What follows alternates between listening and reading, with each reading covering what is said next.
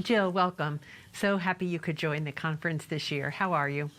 Good. Thank you for having me. Good. We're thrilled to.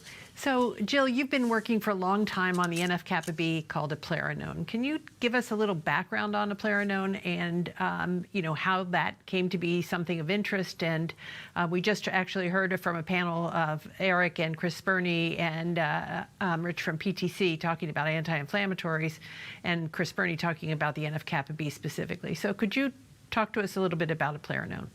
Sure. So eplerenone is a mineralocorticoid receptor antagonist, and so is spironolactone. So those are two of the drugs that have been FDA approved for a very long time and used in pediatric populations and congenital cardiomyopathies and in adult heart failure populations. So, they have decades of safety and efficacy data across a wide variety of patient populations with very few side effects.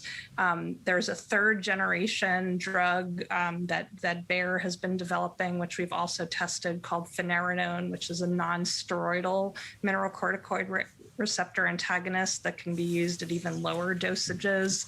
That's undergoing FDA review right now for CKD.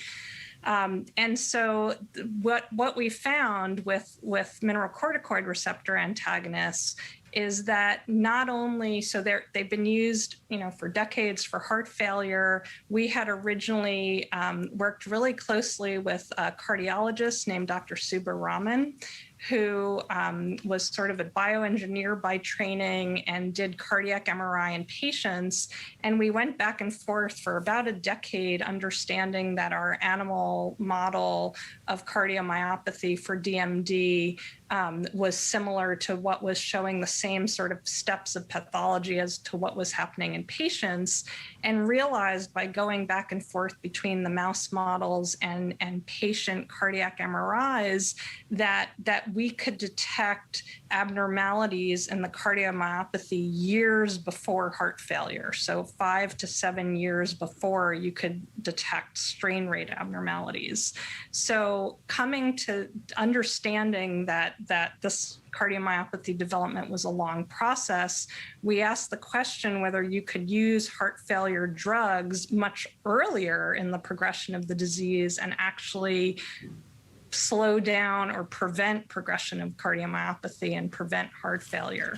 And so we did a preclinical study in the mouse models, and to our surprise, not only did it prevent cardiac damage and improve cardiac function, but it had all of these positive benefits on basically each part of the pathology of skeletal muscle. So it improves muscle force, it protects muscle membranes from damage, it helps inhibit the fibrosis and the fibroblasts that are making fibrotic factors. And most recently, we found that it is actually also an anti-inflammatory.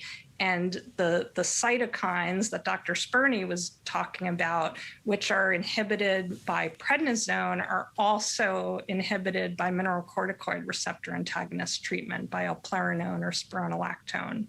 And so we're now trying to understand what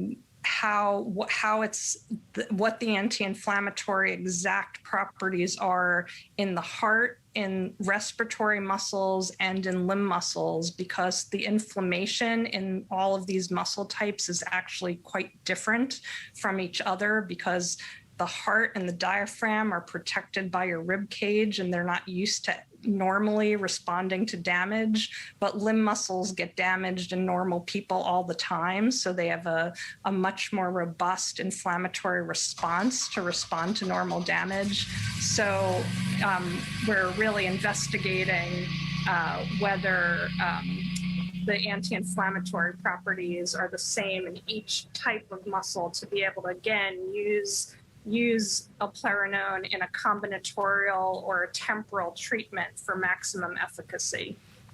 So thank you for that, Jill. I know that, first of all, we're always concerned about the heart and asking, how can we prevent or delay the cardiomyopathy that occurs in Duchenne?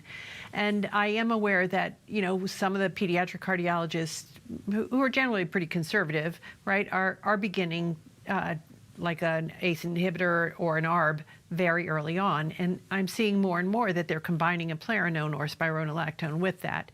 But it's, I'm generalizing now. Sometimes I see them starting about the age of 7 plus or minus, right, depending on the patient and the discussion, I'm certain. But if you had your druthers today, would you start eplerenone early? And how early would you start it if you were thinking? Or are you doing some studies to sort of flesh that out? So we're actually currently recruiting for a trial with spironolactone versus prednisone in 4 to 7-year-old boys, because again, we think that spironolactone and eplerenone have this benefit on skeletal muscle. So we've already published 2 trials with Subbaraman, who is the cardiologist who ran the trials, on showing that spironolactone and eplerenone show equivalent efficacy on preventing the cardiomyopathy, which has a later onset. But we actually think that the earlier that you treat, you'll have a greater benefit on the skeletal muscle pathology and be able to increase muscle force and prevent more membrane damage and muscle damage and prevent inflammation, which will continue to exacerbate the disease. And I apologize for the noise in the background. The power just went out from a storm, and that's the backup. Oh my gosh. Well, good. I'm not in Ohio these days for that storm, so happy to be in DC. Okay, so if you're this trial that you're recruiting for, are you looking at 2 arms? One is prednisone, one is spironolactone, or have you? We just had this discussion about using an NF-kappa B to decrease the steroid regimen or decrease the steroid dose. Would you think of a third arm with I don't know, daily spironolactone and weekend dosing of steroids? Would that be reasonable to think about? Yeah, it's probably not, because glucocorticoid receptors, which which prednisone and deflazacort target, are actually very, very similar. It's the closest possible protein family member to mineralocorticoid receptors. And so deflazacort, the metabolites that are actually active and bind to the receptor for glucocorticoid receptor for prednisone and deflazacort both actually bind mineralocorticoid receptors. So they actually compete for the efficacy of eplerenone and spironolactone. So is it a wrong assumption to say that it could be that your steroid is masking or diminishing the effect of spironolactone? Or yes, we've definitely shown that in mouse models and preclinical studies that